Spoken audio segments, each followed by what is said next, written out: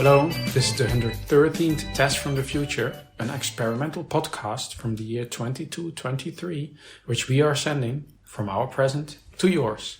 My name is Dirk. And my name is Simon. And we're putting the past in podcast. And when I'm saying from our present to yours, I don't mean... Not my present. Exactly. That's implied. I think last episode you said my name and it was a bit strange for me to hear you saying Simon. Yeah. Because it's just the two of us here. True. But I guess that's clearer for our listeners in the past. When you say you or yours, that you are...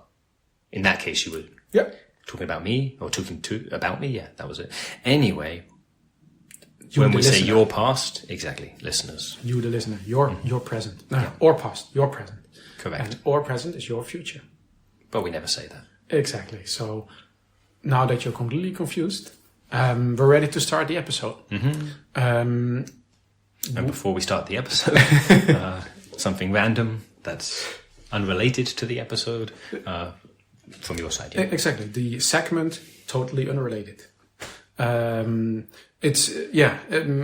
mentioned Napoleon a few times. If I've mentioned Napoleon a few times, is a friend of mine, a friend who's also a robot.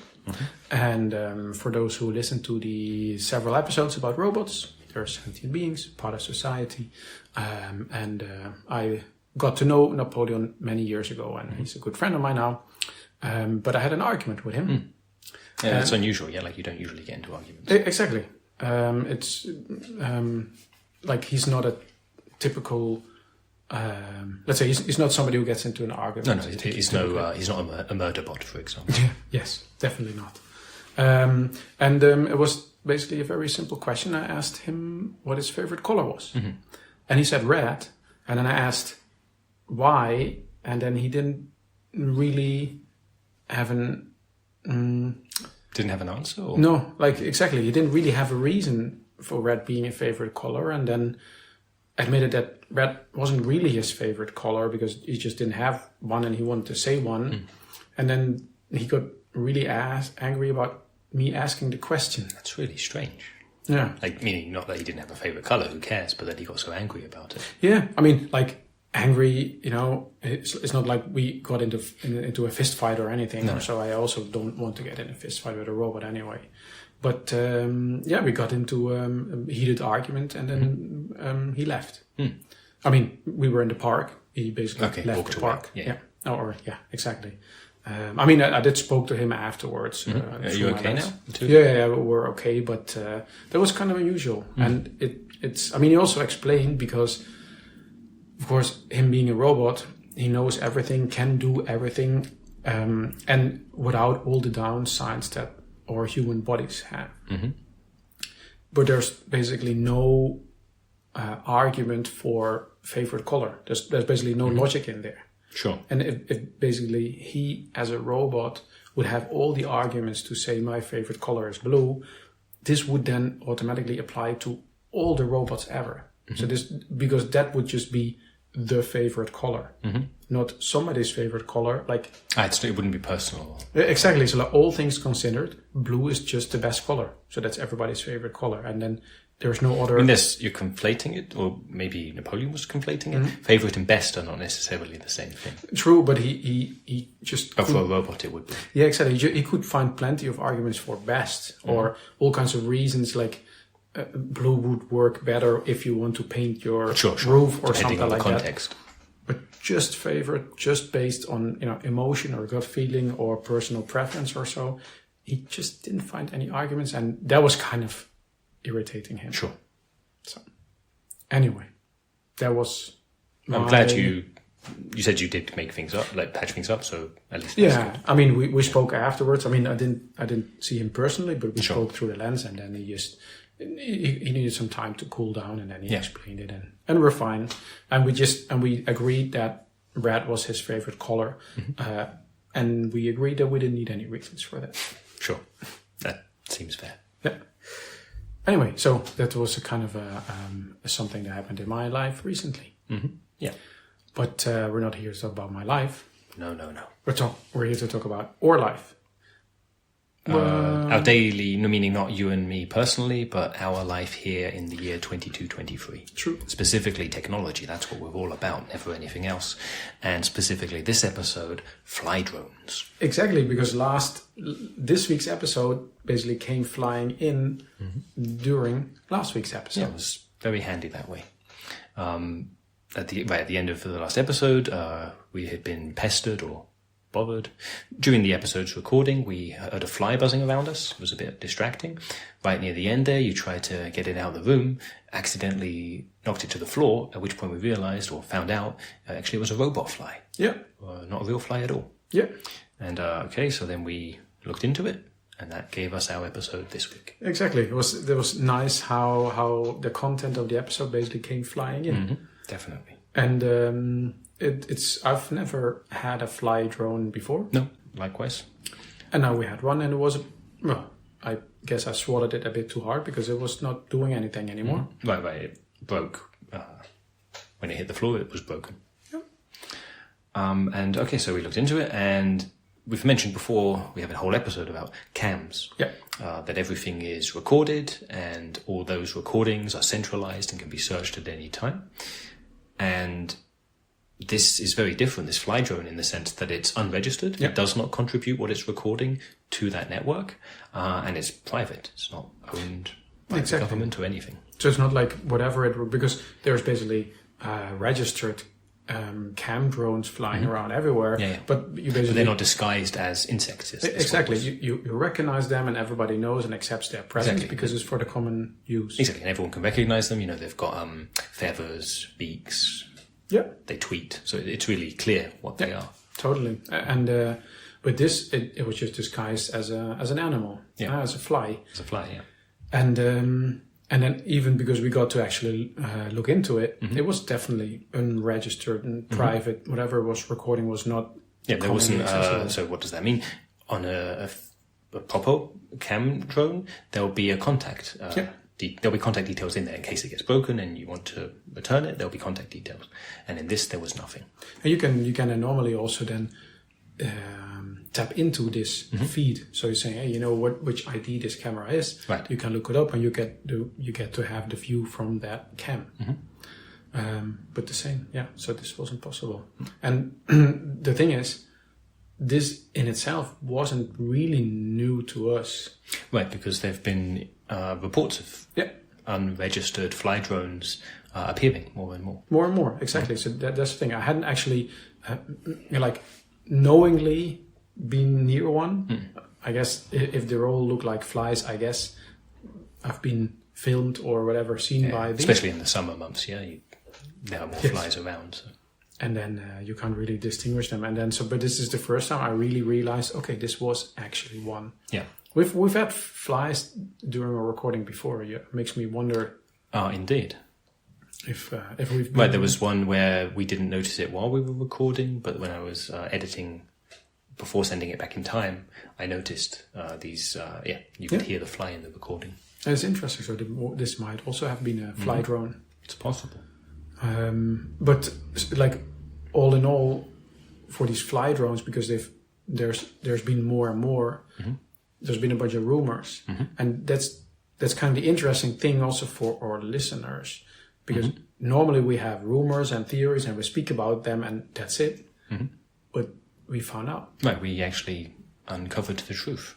We did, yeah. Pretty good. Yeah, I also thought pretty good and also pretty creative how we did it. Yeah, and on Alapedia now, because there was already an article about fly drones, and now we contributed to it directly. Yeah, exactly. I also feel pretty good about it. But we thought before we reveal the truth, we'll just, we leave it as not as a cliffhanger, but as like a teaser for further on in the episode. Yeah.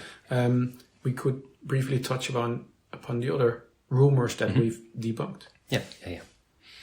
Gives us a bit more to talk about as well. True. Sure, it's not such a long list. So let's go through them. So the first one was that although everyone thinks they're unregistered, actually they are government drones.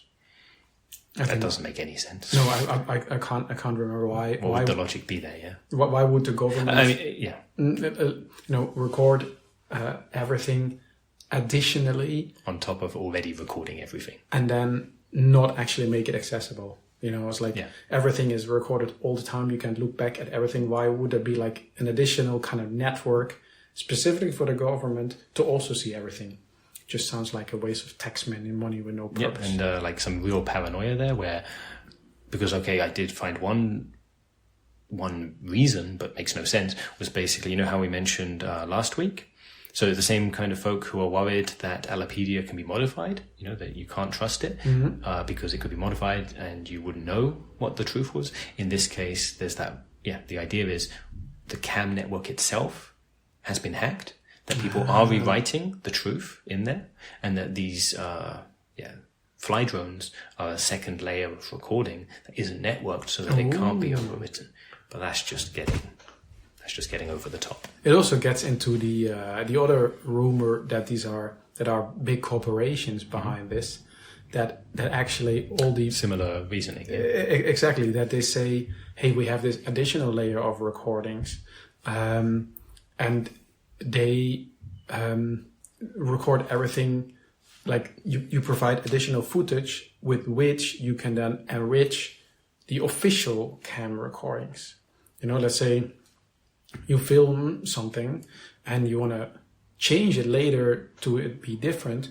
You'll basically have everything that was ever recorded additionally available in your second network. You can just grab some proof footage from there and then diff the two, base it over the official recording. And this again bleeds into the next point, AI, where, pardon me, the fly drones have higher resolution recording equipment, so it can record more detail than the regular drones. True. Either for the use like you were describing, the other rumor here is for AI to make use of that information that humans cannot make use of. That actually, we know this isn't the case, but if I would look at all the different theories that were there, that is the one that makes the most sense, maybe, possibly. So because we humans, we just have a limitation of what we can actually consume. There's no need to record it in any higher resolution than it already does. Right. Even if you zoom in a lot, it's like we can't see more than our eyes can actually handle.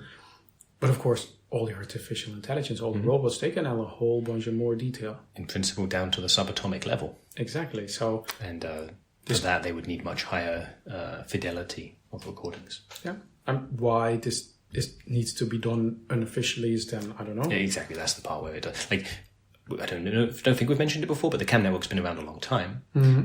The CAMs are not static. It's not like the ones that were released 50 years ago are still in use. They're replaced on a rolling basis, obviously, as they break, sure, but also as technology improves.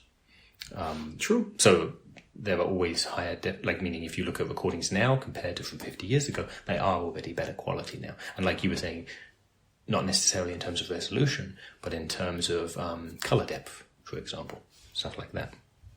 True. Actually, come to think of it, they could even be like test cams. It's like they were just released, they record, they're not officially registered because they're just to test new technology. That wasn't even on the list. That wasn't on the list, but that seems a much nicer and sensible reason. It's also not true. Not true. But we know the truth already. What I like were the aliens. Of course, we So know. wait, the fly drones themselves are aliens? Again, we know that's not the truth, but is that the rumor? To come to think of it, that might actually have been the rumor. But I looked into the theory, at least at the time where we weren't sure yet what it was, that these are from our alien friends, like the Illuminati or the Parsians, where, they just have an additional CAM network installed on Earth so they can monitor us. But they have full access to the CAM network too. I know, and also all these conspiracy theories, they basically are like ascribing nefarious purposes to things which don't make sense because you can just access the for real CAM network. And why would alien race spy on us? Who will do that? No benefit to anyone. Exactly, and on top of that, I know them through my work, right? And they don't really care about us so much. Not in that way. They think we're nice, and but they would never go into such effort to just find out more stuff about us. Any other rumors? This is like kind of relevant to us. The rumor is that they are from the future, not from the future of our listeners, but from our future. So from some point beyond 22-23. Oh, I would have liked that. Pardon? Yeah, that would have been cool. Like then we would have found for our podcast, Test from the Future, we would have found something from our future. That would have been handy. And so, okay, then there are various reasons given for why there would be these drones from the future. But they don't really hold water. No. It's they also in the future presumably have access to it all comes down to the CAM network. Yeah, they have access to that too. Why would they send and also why would they record something in the past while they already when it already has happened? I don't know. Ooh.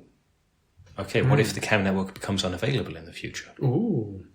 Oh. That makes sense. So they send it's been around for so long, I didn't even consider that at first. But okay, if actually either the CAM network itself or access to it perhaps is limited in the future. Or maybe some compatibility issues with future technology and they can no longer read it. Sure. It's format incompatibility. And to learn, maybe it's just part of some future history class or so. Today we're going to learn about the 23rd century. Let's send some cams back, some fly drones. Good job, we know it's not that. That would have been pretty cool. Mm-hmm. And then there was our own... even closer to us. That was a little close to us in terms of topic. We had our own conspiracy theory. Mm-hmm. It's a competing podcast. Mm-hmm. Somebody else wants to make more tests from the future. Yeah, and they're listening in to know what our episodes will be before we actually send them back in time. Exactly. And then they quickly record it even better and they call it better tests from the future or faster tests from the future or more tests from the future. If they could send it back one day before us, they could pretend like they actually came up with the ideas and we're copying them. Or maybe they were going to call it the real thing from the future. No, not some tests. This is the real thing from the future. The real test from the future, yeah. Mm-hmm. Okay. Luckily it wasn't that. Shall we say what it actually was? Or how we even found out, maybe? Yes. Let's first mention how we found out. You want to explain? Yep. I will. So as we mentioned, it was... to begin with, we thought it was a fly, yeah? So obviously it was the size of a fly. So to take a closer look, we shrunk ourselves down, got in amongst it, or in amongst the parts, I mean. That was pretty cool. Mm-hmm. It felt like climbing into a spaceship. Mm-hmm. Yeah, because I guess we could have shrunk ourselves a little bit bigger because we had to do a bit of climbing. But it was pretty cool to just climb through the wires and the circuit boards and so on that are all in there. Mm-hmm. It was, yeah, just like you say, like climbing around in in this case a broken spaceship. But it was fun for that. Although I was pretty scared when it started shaking. I thought, it's not actually. And then broken. It might have flown away with us. Luckily, it was just like a brief shudder. Yeah. It twitched a bunch, and it was pretty scary at our size at the time, but then it settled down. Oh yeah, I hadn't thought of it. I just thought, it's still working, and we're inside. I hadn't even thought of it like it might just fly off. Oh, that was my concern in the moment, and luckily it was so brief that I didn't worry overly. But it was pretty cool because a lot of the texts that were on it, the things that were really small, and that actually helped us because we could read also the small print that we usually it was stuck behind a whole bunch of things that we could just squeeze into, and then written so small that normally we wouldn't even have found out that it was there. Right, and exactly, we could look up those serial numbers, and so shall we say? Yeah, we can say. Yeah. Not the serial numbers themselves, but we looked up the parts, and basically, for the most part, in terms especially of the wings, the shell, the body, and so on, the cameras, all of that stuff is just generic parts used in existing cam drones. Yeah, exactly. It seemed to be reusing a bunch of stuff for the electronics, and then the like we said, it looked like a fly, so that was actually from some kids' toys. Mm-hmm. These little remote control flies, that you can play with as a kid. They basically took those parts to build the body of it. Yeah. And shall we reveal how they then came to be, or that we found out? So it turns out that these fly drones simply reproduce themselves. Exactly. No one behind it, no conspiracy. No companies, no government, no aliens. Nope. These drones just started reproducing themselves. Mm-hmm. So that's where they come from. That's why there have been more lately. Yeah, because exactly. they're reproducing exponentially. Yeah, because like if you produce a new fly drone, it can also produce new ones. Yeah, and of course there's some, like in our case, they do break at some point. They wear out, whatever. Maybe get struck by lightning. But okay, in general, there are more and more of them as time goes by. Yeah, and there's no reason behind the recording because that's just what fly drones do. There's no transmitter in there. It's not being sent anywhere, like a regular cam drone, it's recording all the time and it's transmitting that back to the network. But no, these had no transmitter inside of it. So essentially we're kind of back to our original feel about the thing as it was buzzing around. It's just some annoying thing buzzing around, and then we find out, oh no, it's a cam drone, and then in the end it maybe turns a spine. Nope, it's just an annoying thing buzzing around. Mm-hmm. So perfect, yeah. Circle closed. Mm-hmm. Okay, cool. Then one story completely wrapped up in one episode. Updated on Alapedia, as I mentioned. That was good stuff. You want to take the listener question? Yeah, I do. There's no name on this one? No, that's okay. If this is the email or the question, if you can see your old episodes on the iPod, why do you still need confirmation that we've heard them? That's a good question. Good question. The main one is, okay, we have this iPod. Yeah. It has the episodes on, but we have no guarantee that they actually went back in time. True. For all we know, someone put these on the iPod last week. Yeah. Okay. Would have gone back in time some amount of time, but we have no guarantee how far it went back. And actually, that's the point. We want to know when the episodes went back to. That's why we're asking for emails, because an email also includes a timestamp. And then we can see when that email was sent. Mm-hmm. Not necessarily when it went back to necessarily, but at least when it was listened to. True. And so far, it's since episode 31, definitely, 200 years. Yep. Mm-hmm. And also important to us personally, we want not so much business validation that it will work, but also personal validation. Of course, yeah. We're putting hard work into this. So much hard work. We want to know somebody's listening to this. Mm-hmm. That they appreciate what we're doing. Exactly. We're just, slightly insecure about this. Yeah. And I've through research, I've learned that in the past, people would ask for things, what were these called? Ratings and reviews on something called iTunes. And I mean, so that must have made a lot of sense back then. Makes no sense to me now. What even is iTunes? Why would anyone ask for ratings and reviews? We don't want that. We just want emails. Yes, just tell us that you heard us. Exactly. Tell us that we're not alone out here. That too. In the future. Mm-hmm. Okay. Thanks for the listener email, whoever wrote it. Whoever that was, yep. Those emails that we like. So, people listening to this in the past, please send emails to michaellasagna5@gmail.com. In the subject line, put the episode number, which in this case is 113. When you have any questions, put those in the email itself. It'll make us very happy when you send them. Happy to answer them on the show. Mm-hmm. All right. That was it for today. Thanks for listening, and see you in 200 years. Bye-bye.